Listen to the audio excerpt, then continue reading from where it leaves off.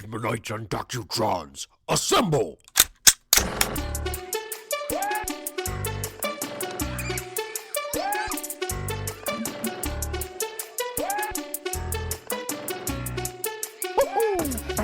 Okay, so back in the day, I was way above the wave, man. I traded in the girls for the video games. I played so much Super Smash Bros. And the kids called me names. They called me Mike Tyson's Punch Out. I was bringing them pain. We already did it before where we had a topic, but we didn't have a topic. So this is part 2. This is part 2 of not really having a topic, but I sort of have a topic. Welcome, Beavemanites and Docutrons, to this episode of Beaveman and the Doc, brought to you by Renegade Beaver Studios. Once again, not an LLC because I don't pay for it every month. So if anybody out there wants to be Renegade Beaver Studios, please don't.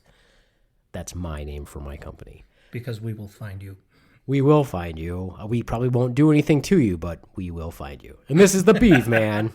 I'm the Doc. Yeah, I'm kind of beyond wanting to do anything to anybody because it sounds like it would take a lot of effort and a lot of work.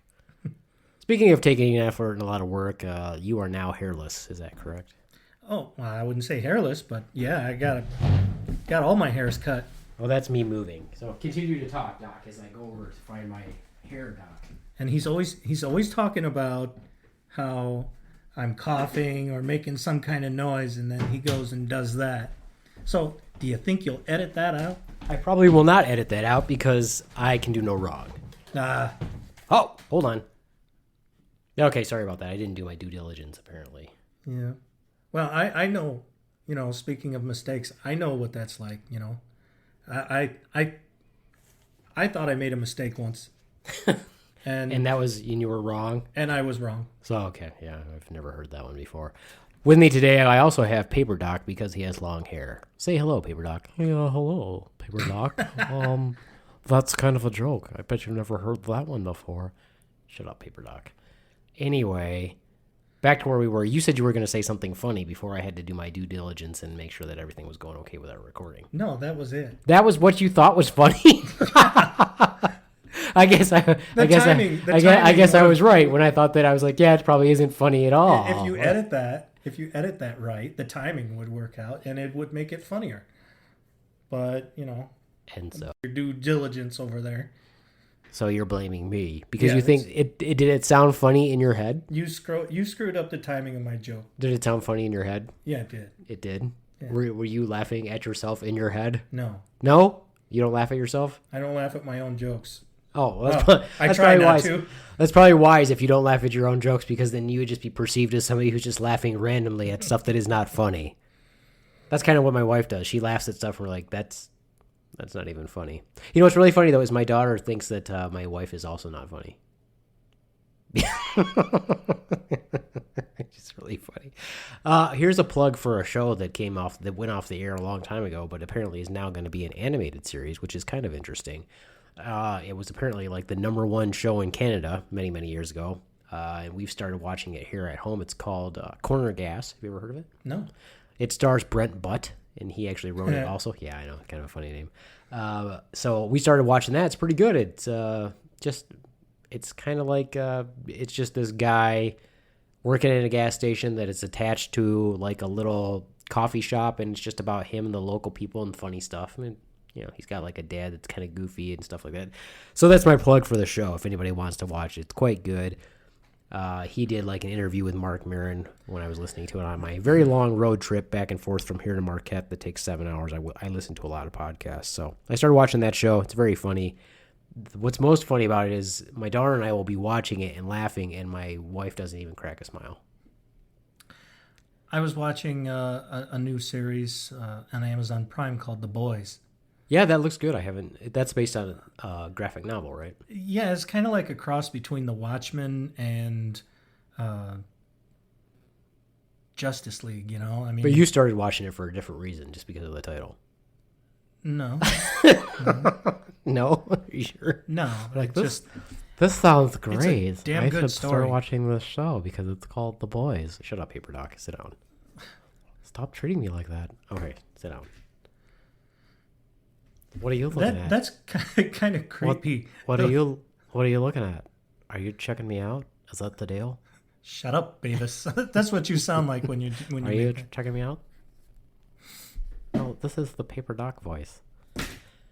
Anyway. That way people know the difference, right? So The Boys, anyway, is sounds pretty good.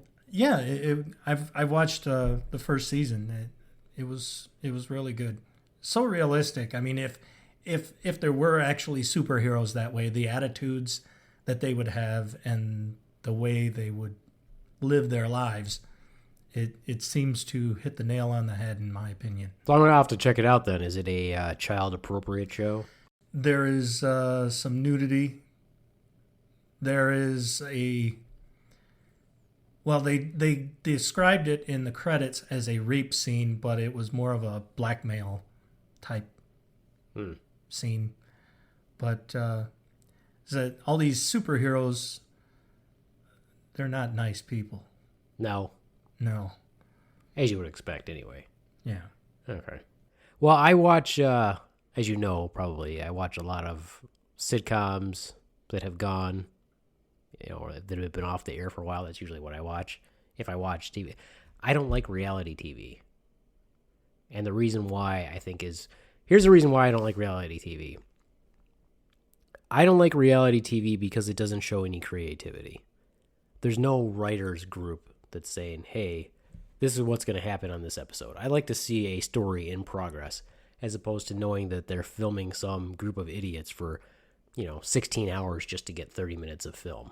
Well, I was thinking about that too. There used to be the show called Survivor. Have you ever seen that? Reality show. But they're not really surviving. Actually, I think I probably never ever saw one full episode, but I do know what you're talking about. You're not missing much. It was more like a corporate America, where the least popular person winds up being the one that gets fired, that kind of thing. But what my wife and I started watching this other show called Alone. And, so is Survivor still on? I don't know. Oh, okay, because I'm like thinking back to the original ones where like the old Navy SEAL, wasn't the old Navy SEAL like in the first season or something? Yeah, and didn't he like go to jail or something not long after that? I have no idea, but that's the only one that I remember. I never ever saw. I don't think I ever saw any full episodes of that show. Well, in Alone, they take 10 people and they drop them off like somewhere up in the Arctic or in Mongolian desert or down in the Chilean forest. Different locations, and they spread them about 10 miles apart each, and they give them a radio, but if they call for help or call to go home, they're out.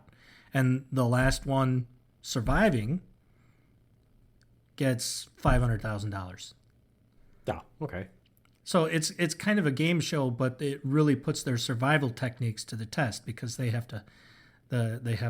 a pre-approved list of items that they're allowed to bring, and then they have to hunt and fish and clean all their own food and find their own greens, and No, that sounds like fun. It's pretty neat.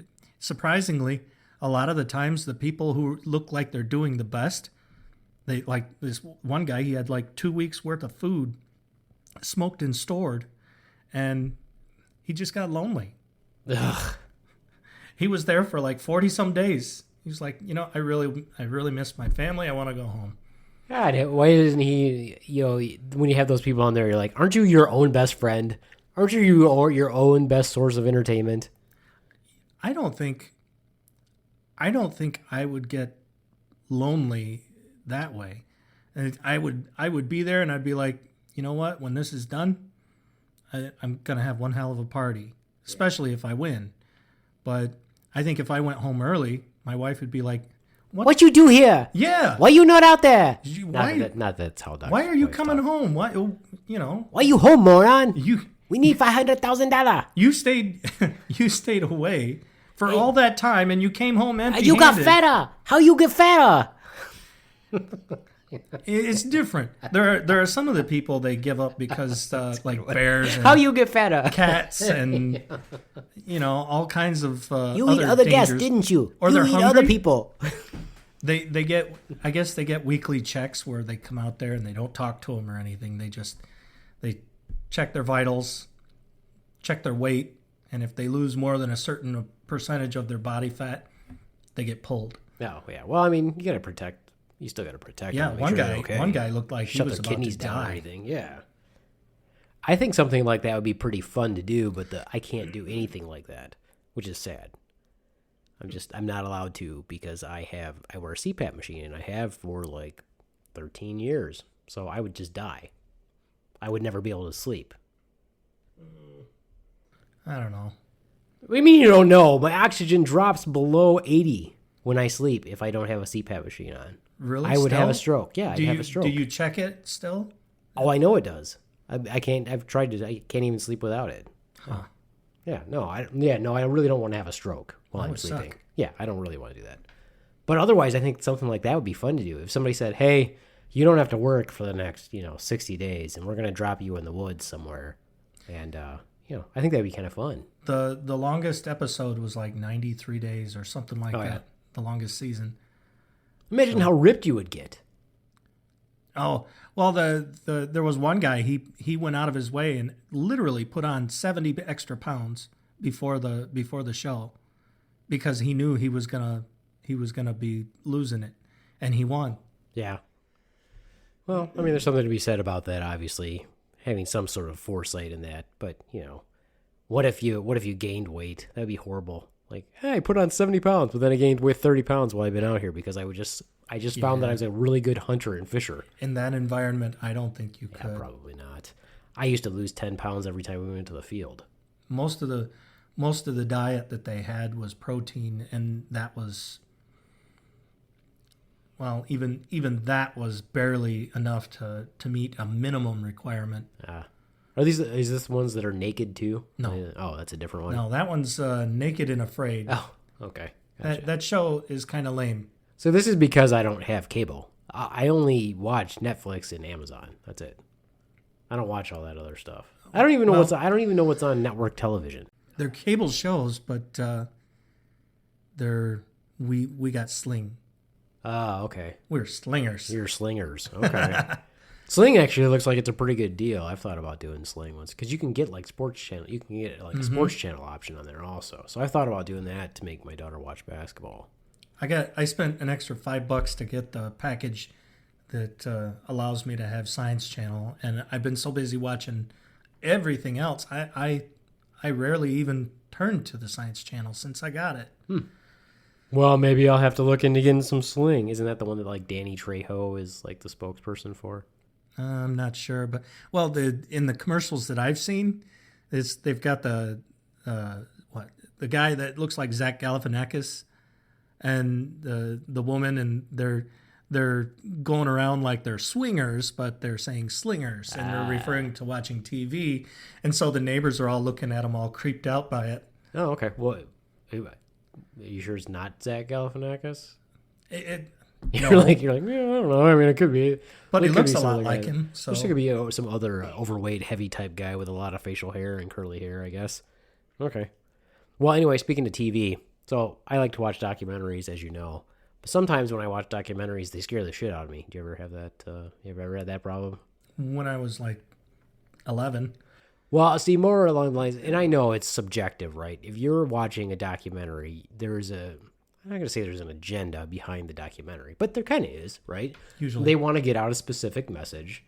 They're going to use a specific population that they're talking to in order to portray one side of a story. Smoking is bad, okay? Yeah. But this one was pretty good. I watched, I've gone down the rabbit hole with it also. So if I watch something, one of my biggest fears, and I know it, and it seems like it's an unfounded fear, is my fear of going to prison. I always have that fear of going to jail.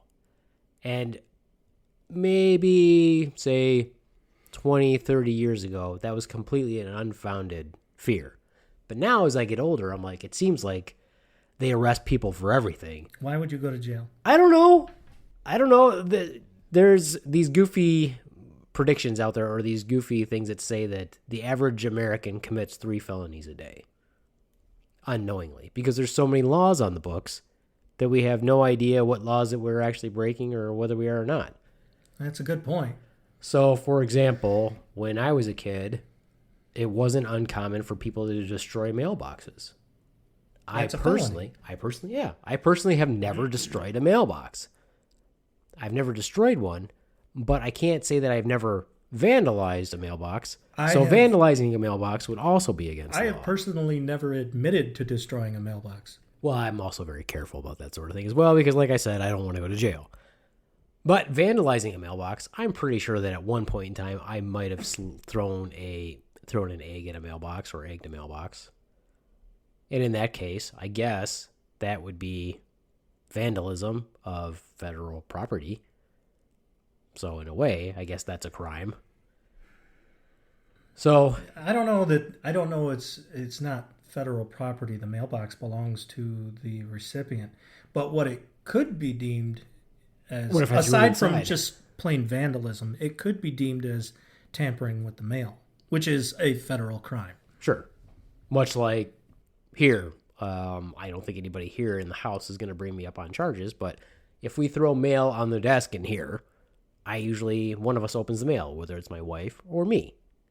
Now, generally speaking, the majority of the mail is addressed to either me or my wife, but occasionally something is addressed to my daughter or my son, and I open it. Pretty sure that if they're a minor dependent on you, you can legally open it. In the case of being married, living in the same household, you can still open even your wife's mail. But what if it was my roommate, and I inadvertently opened my roommate's mail, and my roommate and I don't get along, and my roommate's a dick?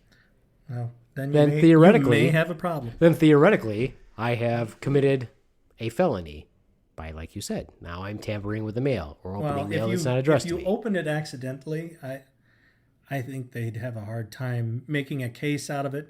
But if you opened it and then read it, then the accidentally part goes out the window. And, what if I opened it, read it, got really sweaty, put it on the bed, and rolled around on top of it?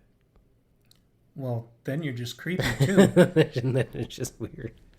So, but no, my point is, that's a federal offense or whatever, a federal crime that we're pretty well aware of, right? We all know that because, they always make fun of it on television shows or whatever. Don't tamper with the mail or, whatever. We all know about that. But what about the felonies that we don't know anything about that maybe we are committing? And then some dickhead's going to call us on it. And then we're going to be up a shit creek. And next thing you know, we're in freaking jail. And then somebody's deciding to fuck with us while we're in jail. And then we get into a big fight. And then we get freaking thrown into fucking lockup or whatever. Well, in my opinion, the government as a whole commits felonies every day, too. Well, the government also doesn't care about what you think, quite honestly. Well, they also hate competition, so don't steal. That was your way of busting on the government, saying that they don't want competition from other people stealing, so they can do the stealing. I'm assuming is what you're saying. Yeah. That's a really good point there, Doc. You're a man after my own heart. You're always saying these things that are really hard for people to follow sometimes, and you and I both know that it's witty, and both of us are probably laughing just a little bit in our heads right now. Wouldn't you say so, Beaveman? Yeah, you guys do think that you are funny. I will give you that paper doc. Now, please sit down. I'll sit down when I said sit down. When I'm good, I said sit down. Okay, paper doc. Can that thing even sit? Can it sit? Well, it's more of a laying type posture. Yeah. More of a laying there's type like posture. no arms, no feet.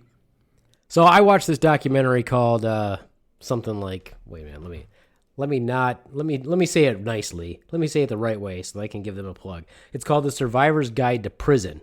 It's a documentary film directed by Matthew Cook, exploring the United States prison system. Rule number 1, don't drop the soap. Rule number 1. Don't you think they have powdered soap most of the time? Like powdered soap dispensers, liquid soap dispensers? It's possible. Yeah, I would say so probably. It's possible. Yeah. No, but, there's kind of one of those things in there, too, that it makes you wonder, and they make a good point in the movie. If so many, I think they said like one out of 10 prisoners will be sexually assaulted, which is a pretty harsh statistic, and I know how you feel about statistics, but even if that's 1 in 20, to me, that's way too many people, obviously. Nobody should get sexually assaulted while they're in prison. I would agree. And then we do things like and I've made those jokes. I've made those prison rape jokes. I think everybody's made those prison rape jokes. Well, I won't say everybody. Probably our listeners, at least one of you has made those most jokes. people. I mean, look at like Saturday Night Live. I remember, what was it? Martin Short and Jim Belushi. They were doing this prison bitch scene, and he was like, "Will you wear this pin and be my bitch?" Yeah, so here in America, at least as far as we know, culturally speaking, they do make jokes about those sort of things, but is that really funny? No, I don't really think that's funny. When you think about it, that if that was you imprisoned, or if that was your dad imprisoned, or anybody from a human standpoint, do we really think it's okay for anybody to get raped in prison? Well, look at Shawshank Redemption. He tried to fight back. It didn't work out so well for him. Only lasted for a little while. Was he able to stave it off? Right. And how accurate is that? It's probably pretty accurate. That's why I think very accurate. Yeah, that's why I think when we talk about that and people joke about it, is it really right for anybody to joke about it? I don't think it's right for us to joke about it. Does that mean that it stops that we joke about it? No. But again, there's that fear of prison. I saw this show, and so I was watching this other show, and you know those shows that they have on network television or even in Netflix or Amazon or whatever that are like Lock Up and the prison shows and things like that. You know those are highly edited, so you don't actually see anything that they don't want you to see. They only let you see what they want you to see. So they can portray the prison system in a way Sorry. So they can portray the prison system in a way that's, yeah, you don't want to go there, but they're also not showing how dirty it is, how smelly it is, how they treat people like human garbage, and all those things. Well, in my opinion, prison should be punishment. If you're there, you've done something wrong. I don't believe in rehabilitation. I don't think it works. If you let somebody out of jail and they still need to be on probation or whatever, then they weren't in jail long enough. And if being in jail didn't stop them from their bad behavior, then again, jail either isn't punishment enough or they weren't there long enough. So either way, I'm a believer in punishment, not rehabilitation. Well, I see. I think there's a third side to that. If they were in prison and they get out, and let's say that they continue to have those tendencies or have a crime, right? Here's my third part to it. Then prison's not effective. So, you're kind of saying either it wasn't long enough, or what was the other thing you said? Either it's not long enough, Not strict enough. not strict enough. Well, they give them 3 square meals a day. They meet all Shitty their meals. basic needs, huh? Shitty meals. Well, still meals. It's more Crappy than meal. some people get. And then they've got like recreation rooms. They get TV time. They get. But then again, that's all stuff that we think that they get that makes up for being imprisoned. For example, I was watching one of those prison shows, right? And it had this lady on it, and she did, what was it? She had, what do you call it? Carjacking. She did carjacking or something like that. She got sentenced to 30 years for carjacking. Yeah, that seems extreme. So But I'm agreeing. don't carjack. Well, yeah, but 30 years for carjacking? In some countries, Now they she's- kill you for it. Yeah, but we have the most strict prison system in the world. And we have the most people incarcerated in the world. So we're worse than China. The problem is once people get out, what winds up happening is they have to pay all kinds of fees to the parole officer and the courts, and then they have to do drug testing and monitoring and all this other bullshit. And then to top it off, they have this requirement that says that because they're an ex-con, they have to report that when they go to look for a job. Mm-hmm. Well, how are they supposed to find a job? They're not going to get good work or even decent work. They might get a minimum wage job somewhere if they're lucky. No wonder they wind up back in prison. Hey, I can't feed myself out on the street, but if I go back to jail, I get a roof and 4 or 3 square meals a day. But I think that and obviously we're not going to solve anything. But again, I'm just saying I'm looking at it this way. What is the point of having somebody in jail for 20 years for possession of crack cocaine? What is the point in having somebody in jail for as long as that they go to jail for? If you're going to punish them, but the studies that they've done show that prison only makes people go back to prison, whereas opposed to programs that help them rehab themselves keeps them out of prison longer. What's the point of us spending all the money on prisons that we spend? Especially if the prison systems are making billions of dollars in the United States. Well, that's a problem too. Because of privatization. Prison systems are making military uniforms.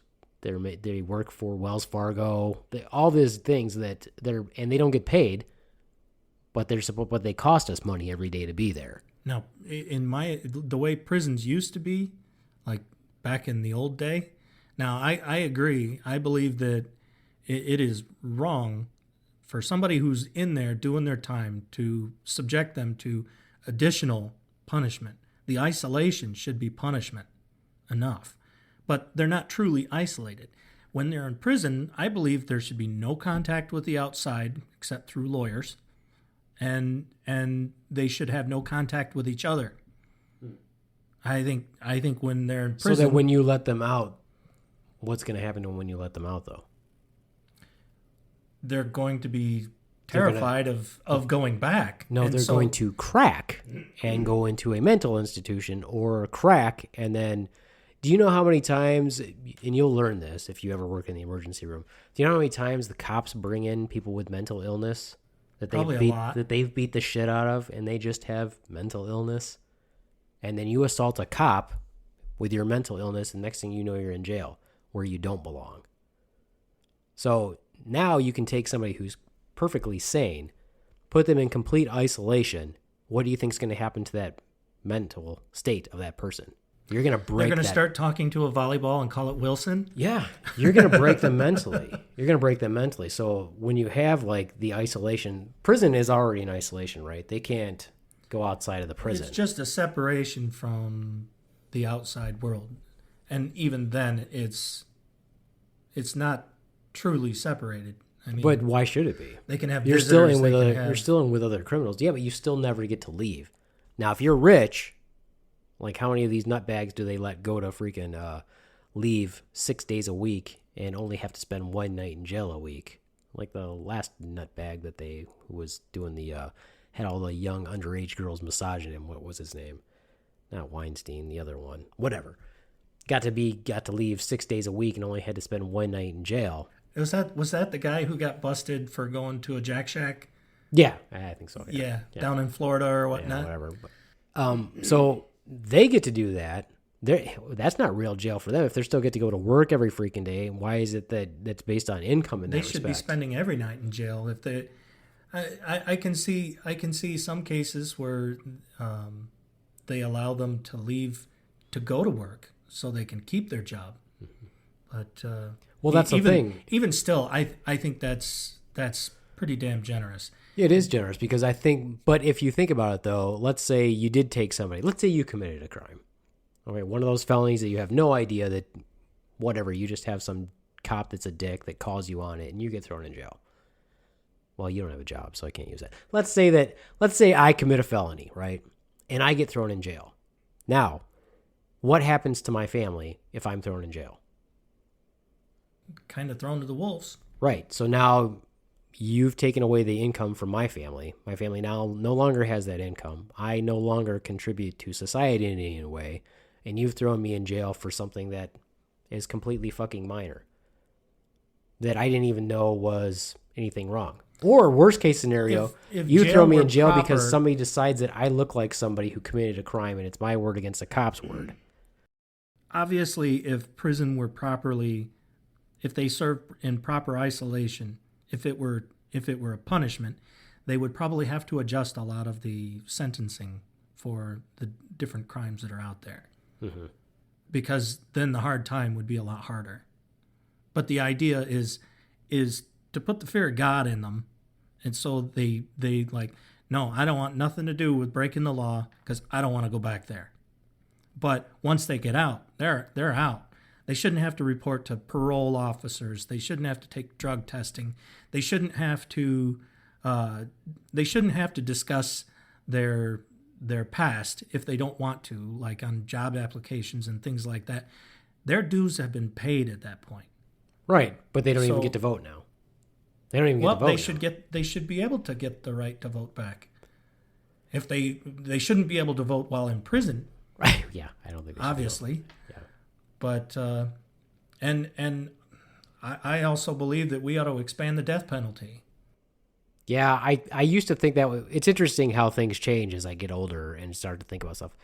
I used to believe in the death penalty, but now I don't because there's so many opportunities for them to be incorrect and have the wrong person. That happens all the time. Stuff gets turned over all the time. Tell me, what's more humane, to kill a man at once or to kill a man over a long period of time? Well, even the death penalty is not to keep. They keep them forever.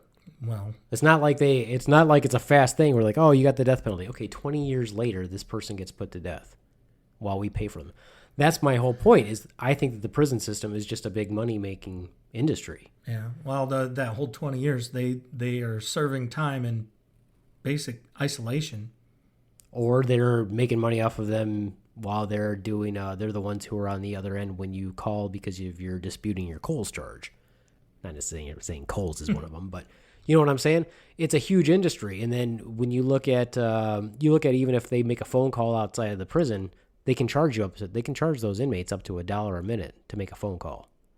I thought it was more. Well, like I said, up to, well, maybe it's more than that, but now you're talking about $1 billion industry in phone calls. You know, I had a friend in high school.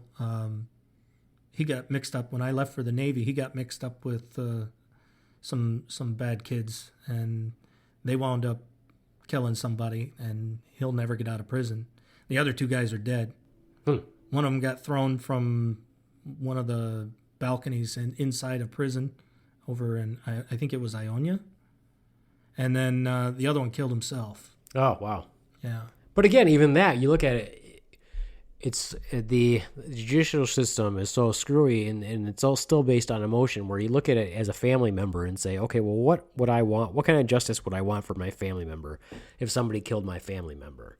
You know, for example, in that case, right, you've been out of school for not quite 30 years, right? It's like 28 years, 28-ish years.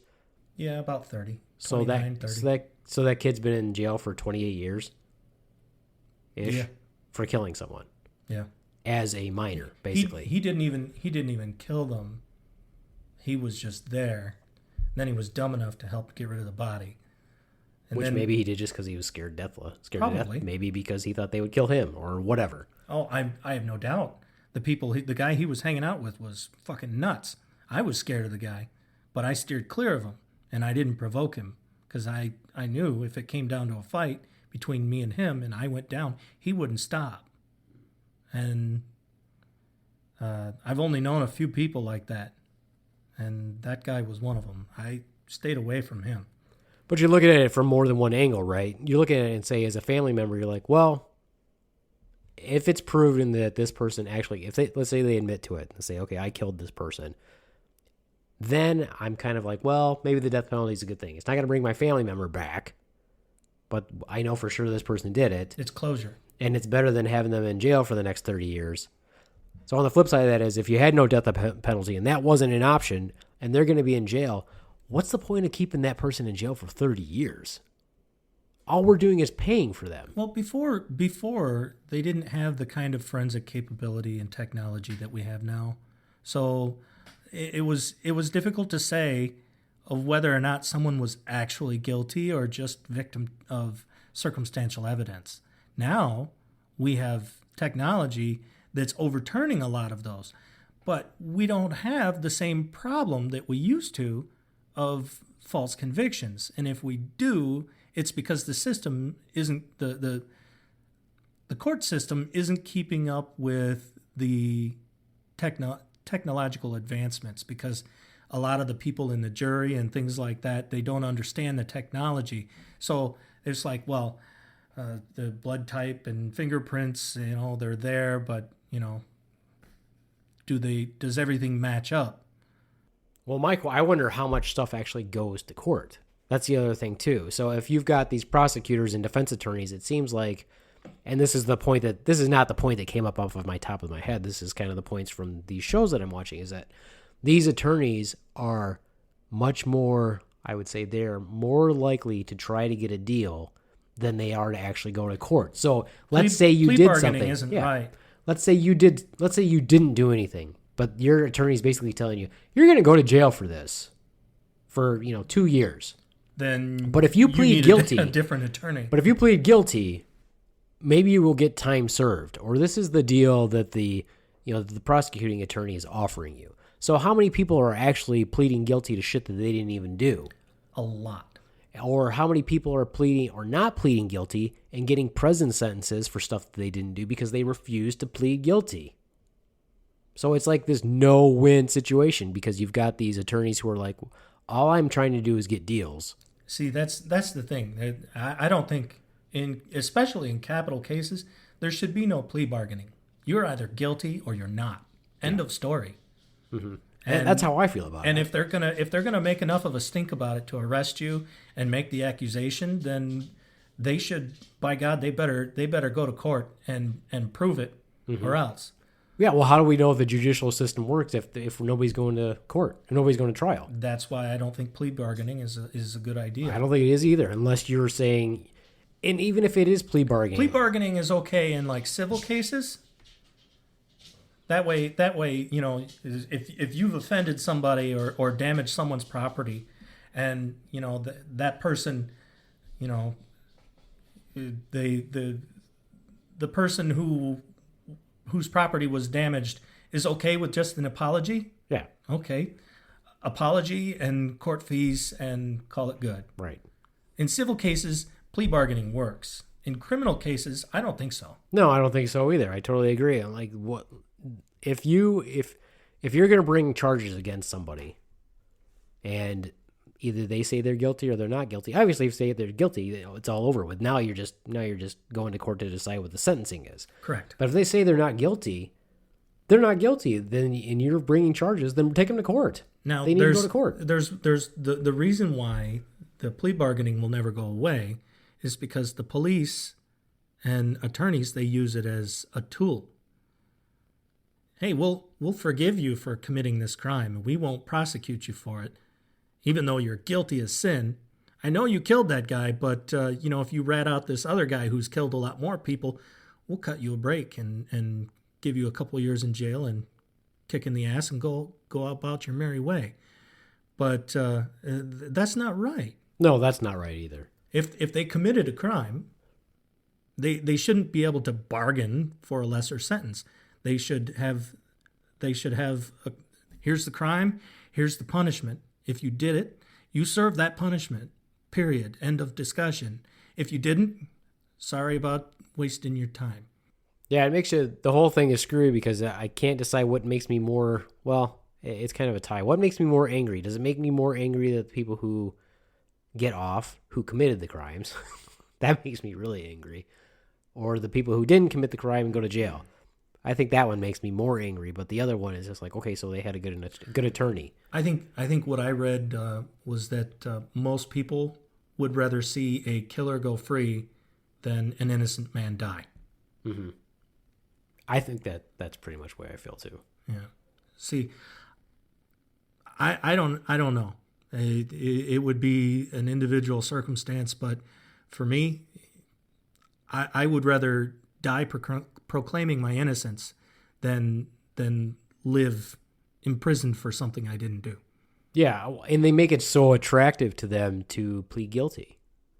And then they wonder why, like you said, with all the scientific evidence or the scientific advances that we have now, if they're keeping evidence from cases, which apparently you have to request for them to do because they don't have to keep it, that if they're keeping it, then you got a chance years later of them to reopen your case if you request a case to be reopened, and then for them to examine everything forensically.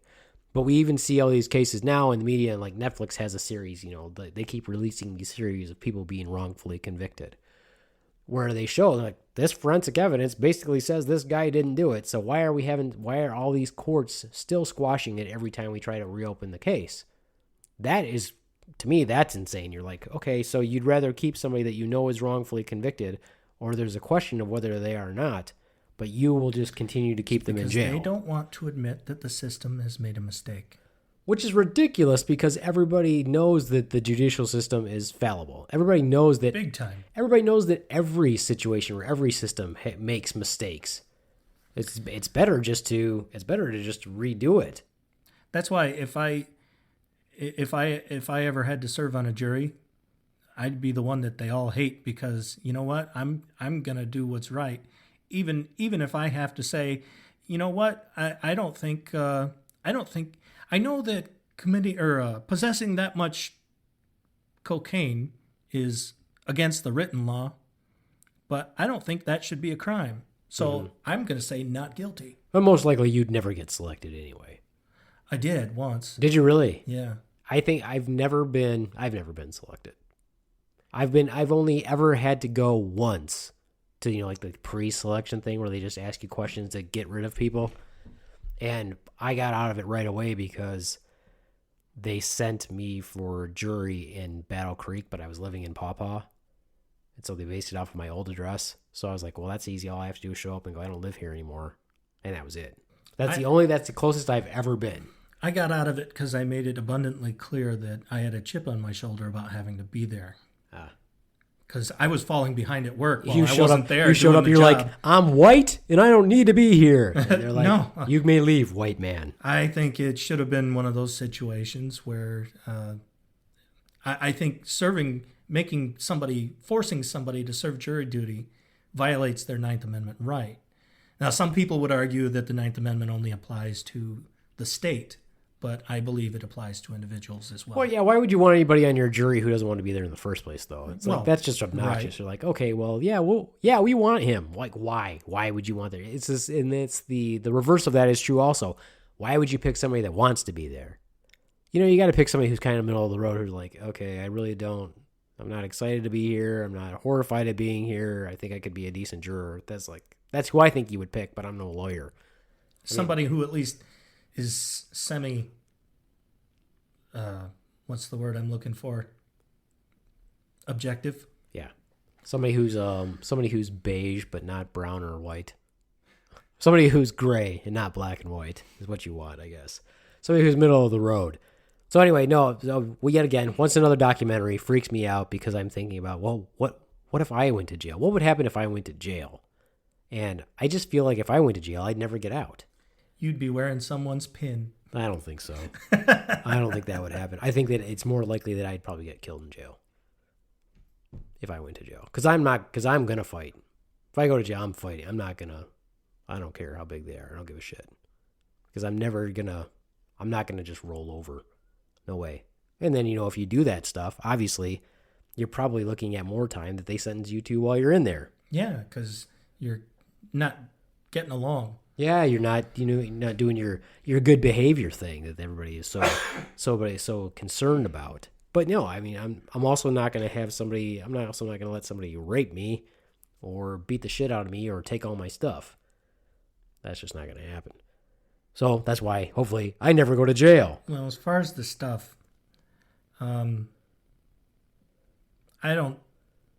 think it would depend on what stuff they're trying to take. Because there are things you can live without. Yeah, but if they take it, they're not going to stop taking it.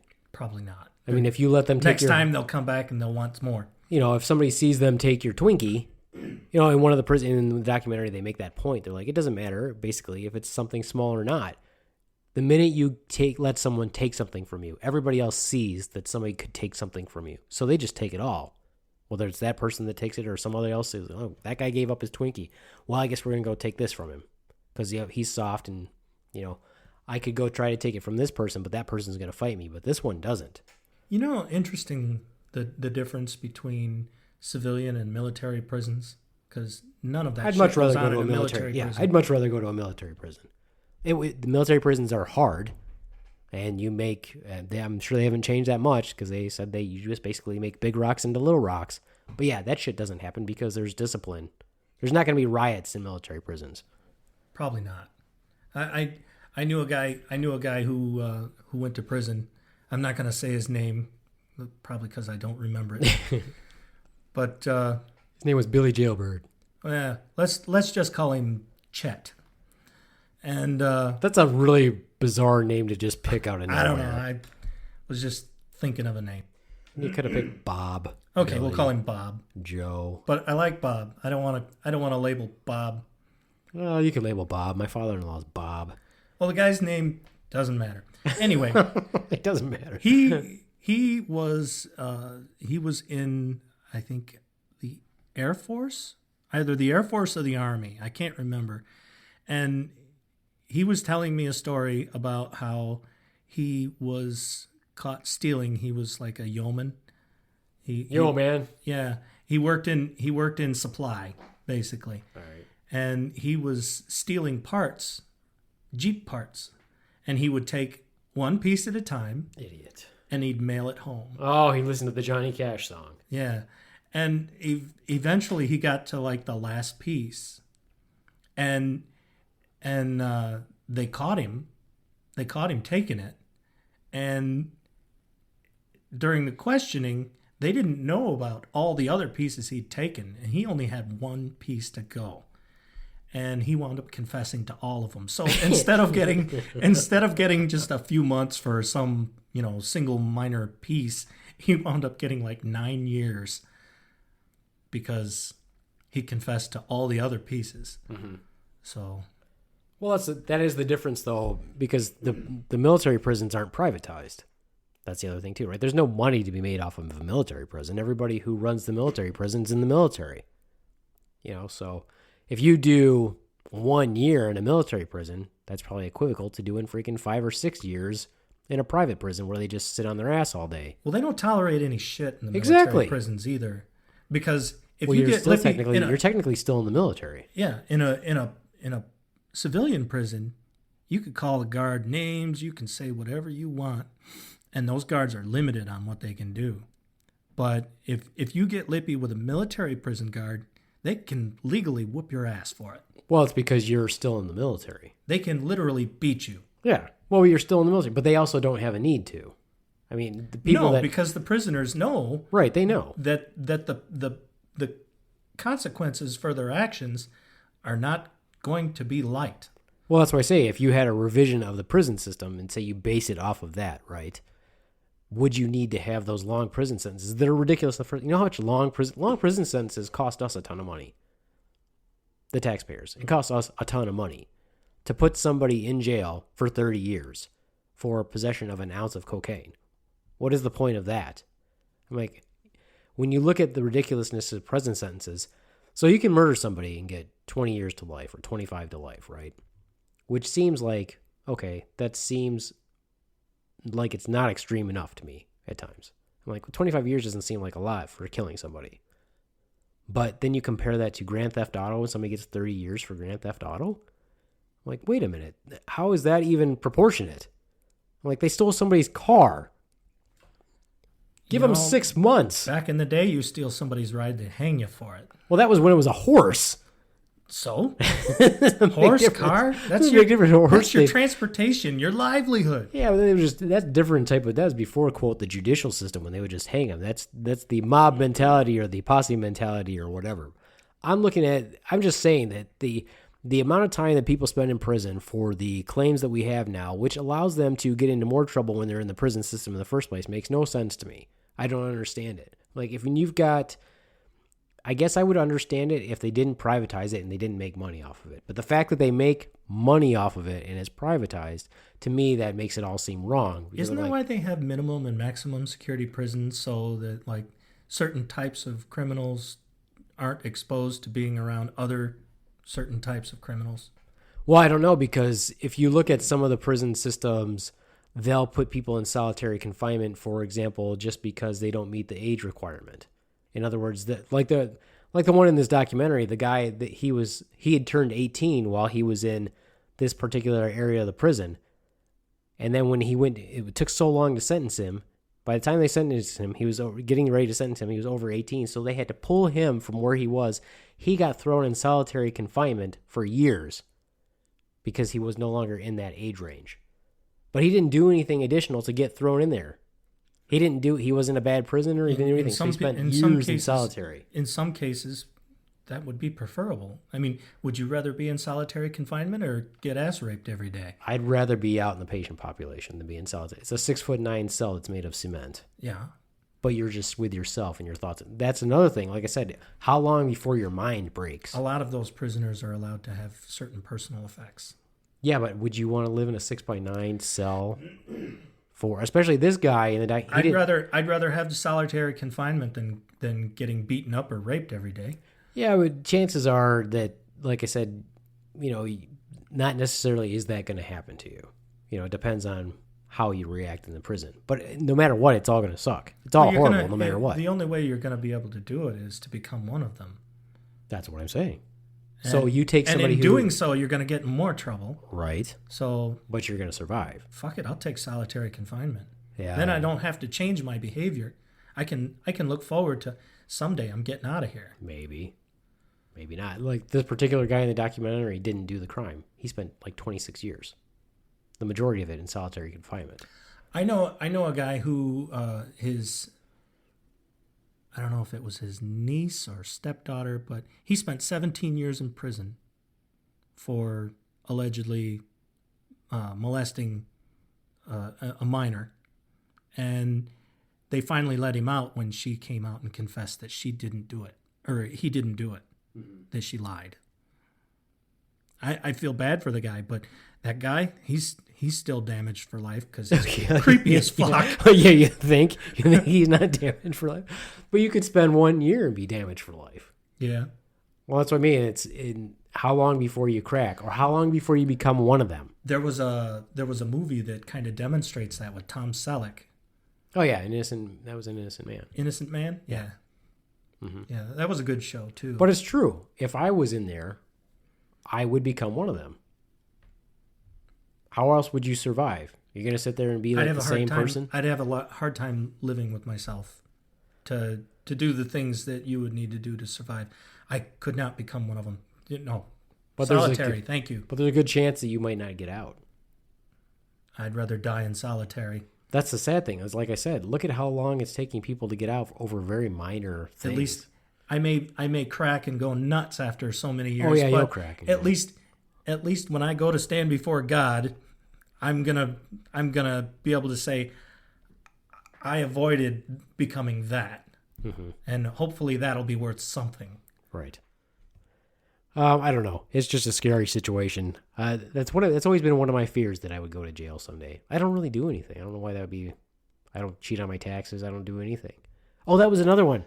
So committing a crime that you don't really ever think about as a crime, is a common thing that people do, is not, like, if you're a waiter or a waitress, not really fully reporting your tips. That's a crime. Yeah. And that's a federal crime. Yeah.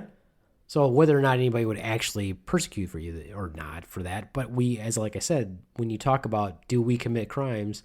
Well, yeah, I guess that's technically a crime. Well, illegal immigration. It's tax evasion. I mean, that's tax evasion. Crossing the border, that's a crime. Right. Yeah, so any of that stuff, but that's a little bit different because you can hold them. They don't punish them. No, I mean, that's a bit different because in that respect, if you catch them, okay, let's say you catch them and you don't send them back, but you detain them here in the United States, because they're not United States citizens, they have no rights. So you can do anything. I mean, short of violation of the Geneva Convention, like you can't torture them, you can't starve them, you can't beat them up.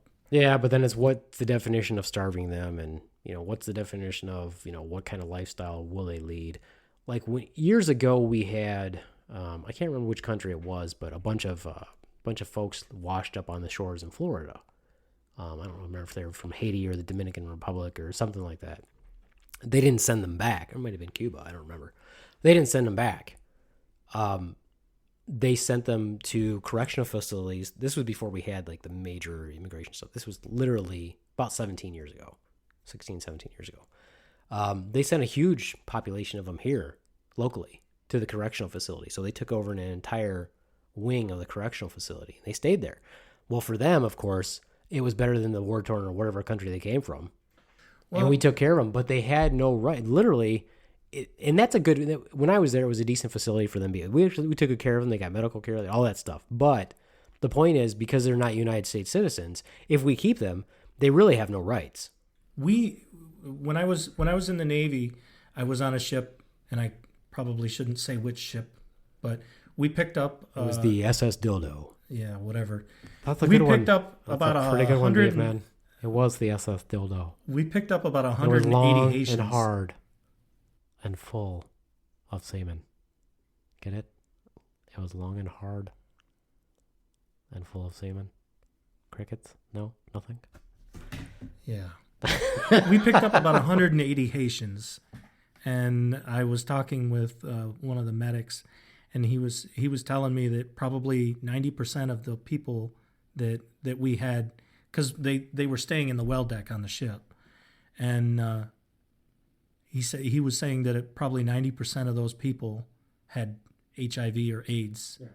And I mean, some of them, you could see they had open wounds with maggots crawling all over them, and I mean, they were having sex with each other right out in the open. I mean, there's no shame to. I mean, they were acting like animals, but I guess that's what desperate people do. I suppose. Maybe they're celebrating. Yeah, we're going to the United States. Maybe, if there had to be an impetus for them to move, like, okay, because Haiti was controlled by warlords then. Well, I'm sure it still is now. That's why we were going to invade it. But it's the same thing. Like, if we send them back, and I assume that's a dilemma. And that's up to government ideas to what the plan is with them. If we send them back, that's kind of bad. If we keep them, it's also kind of bad, because what do we owe them for keeping them, other than maybe they're escaping from a war-torn region, but we have no evidence that that's actually the case in the first place. Maybe they were all bad guys that came over here on a little raft. They may be escaping a war-torn region, but people die every day, and there's not a whole lot you can do about it. Unfortunately, but and because we don't live in that if I have to choose environment. between us or them, I'm going to choose us. Yeah, but it's our well-being over theirs. Yeah, I understand that, but we can say a lot of stuff, but it's also because we don't experience what we're talking about. We're not living in a war-torn nation. So we don't know. We're not watching people get raped and killed right in front of us. So if you saw that here, if that happened here, you have very few options. Either you escape with your family or try to escape with your family, or you fight and die. Now, personally, I can't blame them for trying. Yeah. Now, personally, I'm going to fight and die most likely, or fight and be ruler if I'm lucky. But when it comes down to it, it really, in the big picture, it really doesn't matter why they crossed the border illegally or tried to sneak over or whatever. It doesn't matter. The fact is they're there. They got caught. I say send them back. Yeah, well, I mean, it's cold, but if I got upset about every injustice in the world that happened, I would be a fucking blubbering wreck. And what's the point in doing that to yourself? Well, no, but I'm not saying to do that. All I'm saying is it's easy for us to say that without experiencing it. That's all I'm saying. I'm saying, like, the people that hop on a raft in the middle of the ocean and try to get from Haiti to the United States, obviously they're not leaving something that is just kind of bad. They're leaving something that's horrible. So for us to say, okay, well, we'll send them back, that's a difficult decision to make. I wouldn't want to be the person who has to make that decision. Because you don't win either way. You'd say, okay, I wouldn't have a problem either I making send them the back decision. or I don't send them back. They're going back, period. End of story. Yeah, well, I mean, you say that, but you're not in that position. It would be a impartial robotic response. Mm-hmm. I would intentionally remain detached or do my best to be detached about it, because my goal would be to take care of people here. Yeah, but I think it's not. That's the problem, though, is that instead of just having one broad policy on the whole thing that everybody follows, because that would be the easiest way to do it. Yeah, having something that's that concrete. Yep. Instead of making really hard to make happen, because not everybody will have the same detachment that I do. Well, I get it. But if that was your job and that was said to you, this is the protocol, this is the protocol, and if you can't follow this protocol, then this isn't your job anymore, you're fired. Okay, whatever. Right. That would make it so much easier for everybody else. But the problem is that doesn't exist. So it's up to, now courts decide or organizations decide, or, oh, well, you can't make that decision because I'm the mayor of this town and this is the town they're in. And I know you're the president, but the president has no say over this town because I'm the mayor of this town, et cetera, et cetera. Well, but if it was across the board. The conundrum to that whole line, now that I think about it, comes into play when they criticize, like during World War II and some of the atrocities that like the Nazis did, and some of the soldiers there they were saying, well, I was just following orders. Well, obviously, if you were just following orders and you were told to do something that you knew wasn't right, you're still responsible for your actions. So, I mean, now we've introduced an element of conscience to where one person has more or less of a conscience than another. How do you know where the line is drawn of what's right and what's wrong when everybody, obviously, especially today, has a different view on what right and wrong actually is? Well, and the other downside is with what's right and wrong is you don't know what the motivations behind what they're saying are actually. When you have people that are coming over, let's say the immigration thing again. When you have the people that are saying, well, let them stay, okay? Are they saying that because they really care about them as human beings, or is it politically motivated because that's what their constituency wants them to say? I tend to think that's I bet there are some people it's a conscience thing. Yeah, I have no idea. I think that there's a lot of it that's both. But I think that the best way, and obviously I can't fix anything, but to me the best way is for it to say that this is what our policy throughout the nation is going to be for the time being. And then stick to it. Just stick to it, because then no one can say, "Oh, well, you're a horrible person because you did this." No, I'm a horrible person. You don't know me personally. I'm not a horrible person. This is the policy of the U.S. government that says this is what we're going to do, regardless of. It doesn't matter if you're coming from Croatia to here. It doesn't matter if you're coming from Mexico to here, or from Honduras from here, or Haiti from here, whatever. This is our policy. You have to enter legally. If you don't enter legally, we can send you back. And if they just did that as a strict policy across the board, instead of leaving it up to interpretation, then we probably wouldn't have all the problems we have right now with it. Well, a lot of it, I think at one time they may have actually done it that way, but the numbers have overwhelmed the bureaucracy, and the bureaucracy can't keep up. So instead of spending the money it takes to send them back, they're just letting them go. I think that's what got all of that whole business started. It's a matter of funds. If they had the money to deal with it, the money and manpower, they'd still be sending them home. If you're illegal, you go home. And they don't, because, well, it costs money to send them home. Yeah. Well, and you feel obviously you do feel bad for people from the human standpoint also, with when you have people that are here illegally that have been here for 10 years, and you're like, okay, I do feel bad that they're finally catching up to you and they're going to send you back. However, you had 10 years. So what were you doing during that 10-year time frame? Now, you do hear horror stories of people trying to get all their legally and jumping through legal hoops and waiting for years just for them to say, oh, we're not going to do anything about your case. And then you've been here for years waiting. You do hear stories like that. And that's not uncommon because everybody's dealt with the government. You know what the government's like. But then there's the cases where people who are trying, you have people who aren't trying. Now, if they've told him, okay, you can never become a citizen, what does he have to lose but to try and come back? I mean, you could stay where you're at, because if you stay where it's not like you're barred from never coming back in the country. You can always do your day visits. You've got a passport. If you got a passport, you can come back and forth from this country. If you don't, if you're trying to come over here and live forever, that's a different story. But you can visit. I mean, there's a bridge, right? You can walk right across the bridge between, El Paso and what's on the other side? Is Juarez on the other side? I don't know. You can walk back and forth. Yeah, Juarez is like right on the border, isn't it? Yeah, so or real close. So you can walk back and forth, right? So I don't know. I know we're not going to figure it out. I know that I think that, like I said, just to end the problem, I think they should just have a policy that says this is what we're doing for now.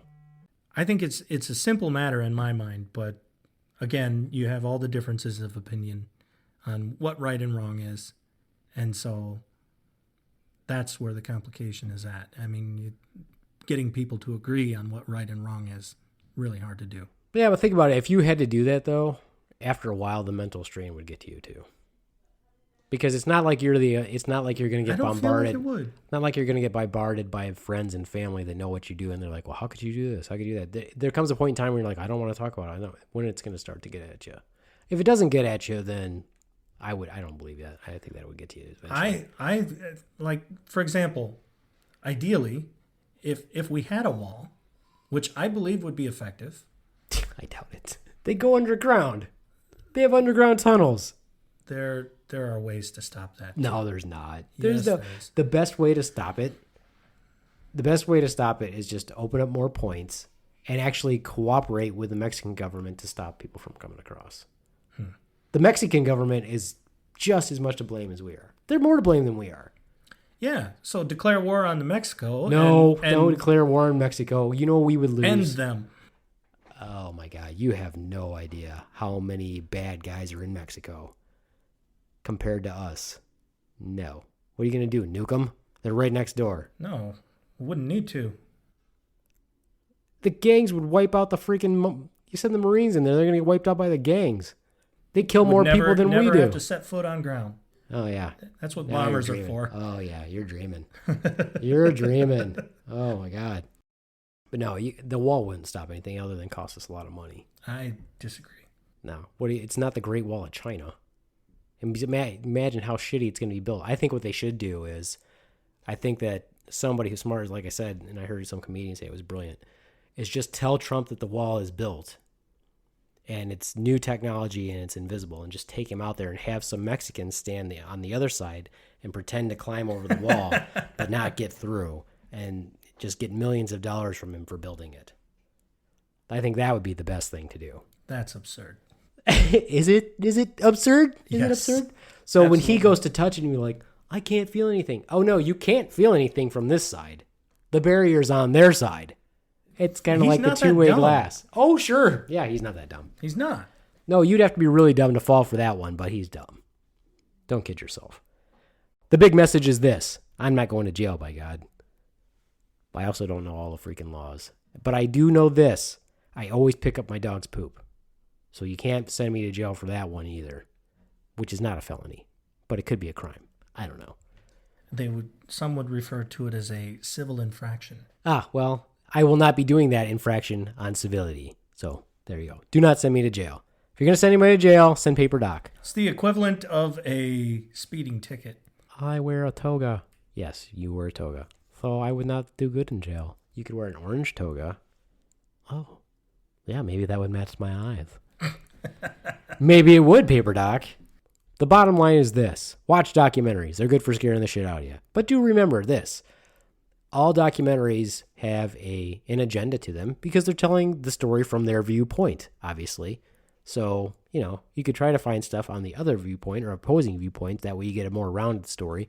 But in general, it's a good rule. It's a good one. So if you want to get the shit scared out of you, please go to Netflix, or I'm sure you can buy it too. And you can get the documentary Survivor's Guide to Prison. And also on Netflix, An Innocent Man, the TV series, is now on there. The short series, which talks about John Grisham, the work of nonfiction that he did by the same title. So I am on episode 2. Looking forward to watching the whole thing. Anything else from you, Doc? Nothing that I can think of. All right, well, Other sorry, than we had a break. simple, when it comes to making laws, simpler is better. Yes, and stop making so goddamn many of them. Yes. Because we don't know what the fuck you people are doing in Congress or at the House and state representatives. We don't know what you're doing. Stop making so many fucking laws. If you're going to do anything, start getting rid of laws. We should do that. We should look up ridiculous laws locally and in Michigan and that'd be good for the next show. yeah, let's do that. Let's see if we can find some completely ridiculous laws that are totally outdated. Because there's still horse laws and mule laws and chicken laws, or I don't know, who knows what. We'll try that. We'll see what we can find. All right. And if you listeners have any that you know of, any ridiculous laws, send them to us at beavemandthedoc@gmail.com. You can follow us on SoundCloud, the Apple iPod, Podchaser. There's a whole shitload. If you just type in Beaveman and the Doc online, you'll find all the different platforms that we're available on. But don't search for shitload, because that you will not find us there. You'll find something you probably don't want to find. Most likely you'll find a shitload. All right? All right, that's it for me, the Beaveman, saying adios, mooch fuckos. Crickets, bitches.